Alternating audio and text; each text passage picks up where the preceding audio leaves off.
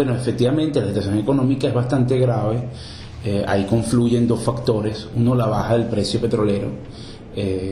más de 40%, y que por supuesto para una economía como la venezolana, que más del 97% de sus ingresos depende del petróleo, eso es un factor que afecta fuertemente, pero también tiene que ver la responsabilidad en el diseño de política pública y de política económica por parte del gobierno. Lo que nosotros hemos observado en el gobierno del presidente Maduro es una inacción para tomar o para que, decidir en función de los correctivos que la economía necesita, y eso ha hecho entonces que los problemas se profundicen, se exacerben y hayamos llegado a este punto que estamos, yo diría, en el peor momento económico de los últimos 25 años, ¿no? Tienes en el horizonte el reto de las elecciones, como lo señalabas en la pregunta, y lamentablemente entonces el tema ahí es que pareciera que la prioridad del Ejecutivo va a estar en el terreno de lo político, es decir, un poco de intentar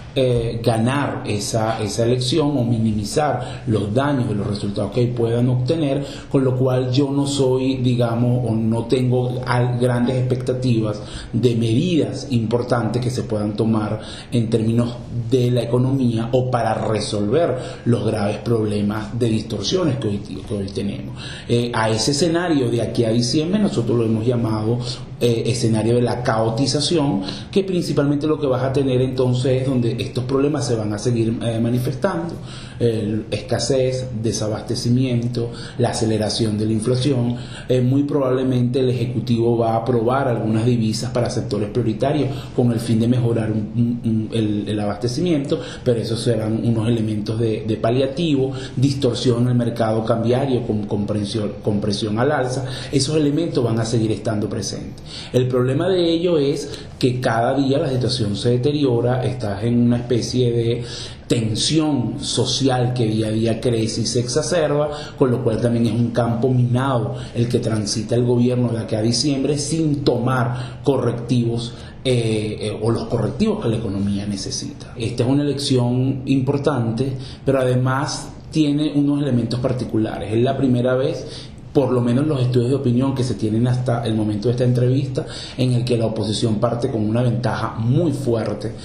sobre el chavismo, y además es una ventaja prácticamente en la mayoría de los circuitos y a nivel nacional, y eso por supuesto debe generar preocupación del lado del gobierno. Así que no es descabellado en el diseño de escenario incluir uno donde pues el Ejecutivo pueda estar evaluando un escenario de suspensión de las elecciones. Cuando tú ves el nivel de deterioro en lo social y en lo político y en lo económico que está teniendo Venezuela en estos momentos, y cuando ves la inacción por parte del Ejecutivo, uno cabe preguntarse, bueno, ¿cómo es posible que esto siga y que efectivamente no se tomen los correctivos necesarios? ¿A quién le conviene que esta situación implosione o se exacerbe y llegar a un clima de conmoción social que justifique entonces la suspensión de las elecciones? Eso es un escenario que hay que evaluar en el marco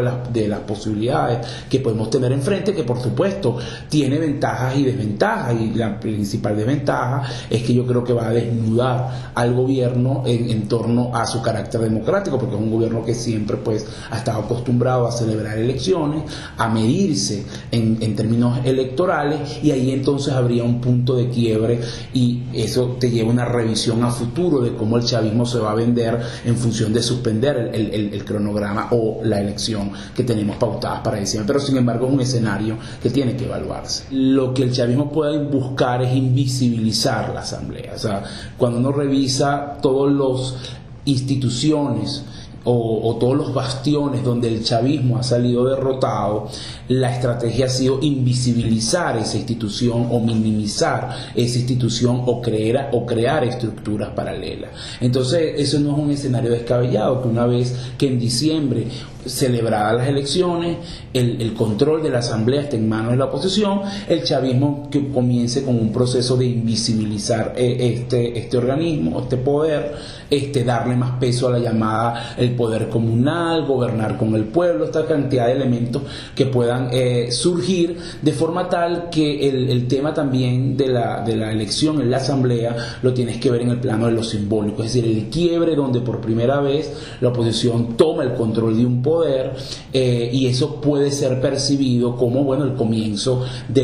del fin de la hegemonía del chavismo, y yo creo que eso es un punto importante de cara a los próximos años. No creo, en nuestro caso particular, que un triunfo o no de la oposición en la asamblea haga cambiar la toma de decisiones en materia económica por parte del gobierno. Nosotros seguimos manteniendo el escenario de que después de las elecciones el Ejecutivo va a verse en la necesidad de hacer un ajuste cambiario significativo, un poco para poder hacer frente a todos estos desequilibrios que se han acumulado, y eso es independiente de si la oposición controla o no el poder legislativo, ¿no? Ahora, si hay un punto clave, y es que al problema de crisis económica que venimos arrastrando desde mediados de 2014, que se profundiza en 2015, lo vamos a tener presente en el 2016, pero con un elemento nuevo, que es también conflictividad política, porque vas a tener confrontación de poderes, una asamblea en manos de la oposición, un poder ejecutivo buscando invisibilizar o enfrentado a ese poder legislativo, entonces vas a tener un elemento de distorsión que no está presente o que no ha estado presente hasta ahora.